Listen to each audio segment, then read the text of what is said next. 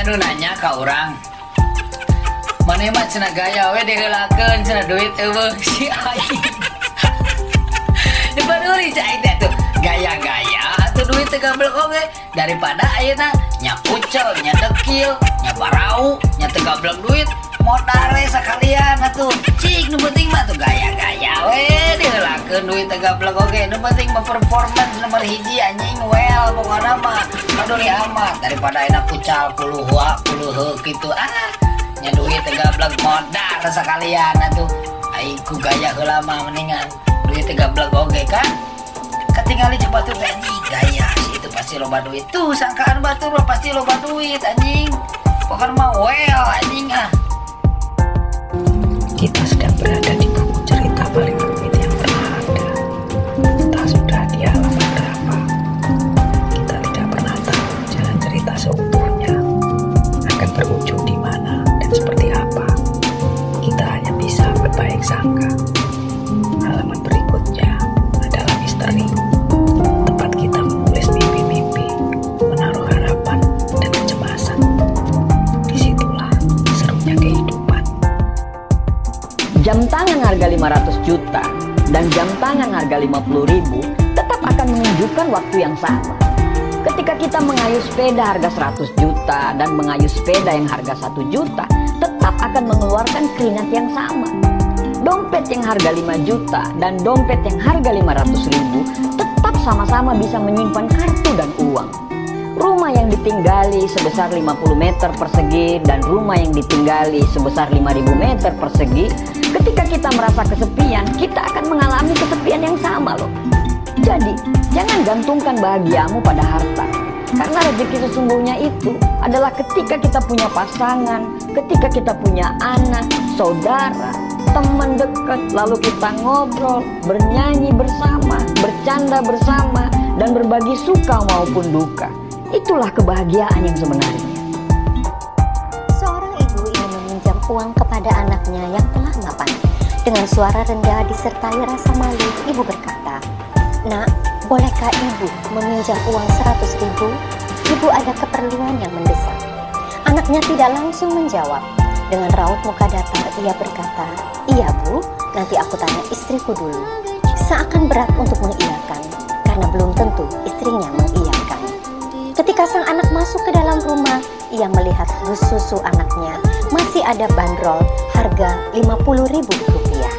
Kemudian dia merenung, jika satu dus habis 1 hari, kali 30 hari, kali 24 bulan, sama dengan 36 juta. Dia berpikir, waktu balita, dia hanya diberikan ASI oleh ibunya. Harganya tak terhingga, super steril, diberikan dengan penuh kasih sayang. Jika didapat oleh seorang anak selama 2 tahun, berapa yang harus dia bayar? Kemudian ia berbalik dan menatap wajah ibunya yang teduh walau telah dimakan usia. Dirimu telah memberikan semua kasih sayang, harta, dan semuanya kepadaku tanpa pamrih. Dan semua itu kuterima dengan gratis. Maafkan anakmu ini yang tidak tahu balas budi. Segera ia memeluk ibunya dan mengecup keningnya dan memberi uang 3 juta rupiah sambil menangis. Ia berkata, "Ibu, jangan berkata pinjam lagi ya. Hartaku adalah juga milikmu. Doakan anakmu ini agar selalu berbakti padamu." Sambil berkaca-kaca, ada air bening di pelupuk mata ibu. Ia berkata, "Nak, di setiap keadaan ibu selalu berdoa agar kita semua selalu dikumpulkan di dunia dan di surga nanti dalam kebahagiaan. Semoga bermanfaat. Jangan biarkan cerita bermakna ini mengendap di teleponmu. Jadikan ladang pahala dengan memberikan ke orang lain.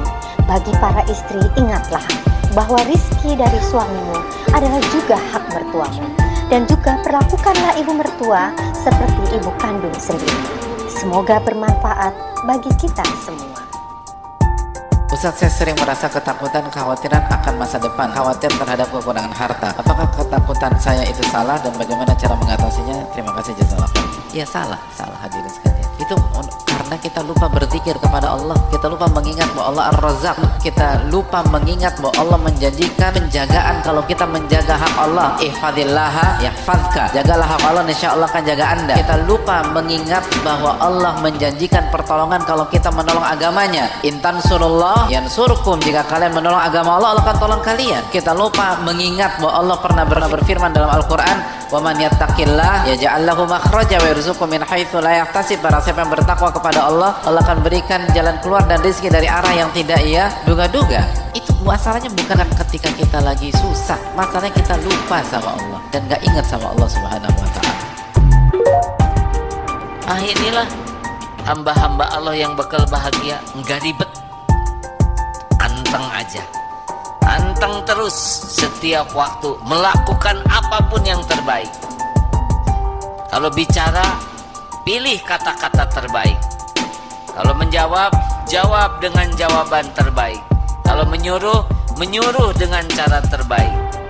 Dimanapun dia berada, sibuk saja melakukan apapun yang terbaik. Karena dia yakin Allah melihat dirinya dan Allah memerintahkan, wa ahsinu innallaha yuhibbul muhsinin.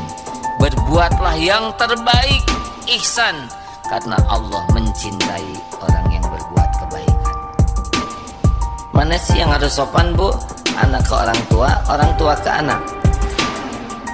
Dari mana anak tahu sopan? Kalau orang tua tidak sopan, anak melihat, merasakan, mendengar, semuanya direkam oleh anak. Masih ingat yang di TK ada pertandingan meniru? Kan ada yang meniru lucu-lucu, ada yang juara marah. Ini marahnya tuh bagus sekali. TK ini, Pak, Ibu, ini anak Ibu berbakat sekali, acting marahnya bagus. Bagaimana menurut Ibu, Bapak? Memang anak ini luar biasa, pandai sekali berakting. Ditanya ke anak, "Nak, bagaimana bisa begini? Kan tiap hari saya lihat ibu bapak saya marah." Kamu jadi istri yang benar, bukan buat suamimu, bukan buat anak-anakmu, untuk dirimu, bukan demi kebahagiaanmu yang singkat di dunia ini, teman-teman, akan tetapi untuk hubunganmu yang sangat erat dengan Allah Subhanahu wa ta'ala. Allah bisa murka bersama dengan kemurkaan suamimu, dan Allah bisa ridho kepadamu bersama dengan keridhaan suamimu. Udah, yang sabar aja jadi istri, Dek. Yang sabar aja jadi istri, Mbak. Yang sabar aja jadi istri, Kak. Yang sabar aja jadi istri, Bu. Waktu kita gak lama kok di atas muka bumi ini. Sabar-sabarin aja, demi untuk dirimu sendiri, demi untuk sholat-sholatmu sendiri, demi untuk ibadahmu biar diterima sama Allah Subhanahu wa ta'ala, demi untuk pintu surgamu yang kamu bisa diperkenankan, dibukakan dari semua pintu surga. Kamu boleh masuk ke surga manapun yang kamu inginkan. Kurang apa balasan Allah buat istri yang solehah? Kurang apa balasan Allah untuk istri yang mampu sabar menghadapi suaminya? Udah, sabar-sabarin aja.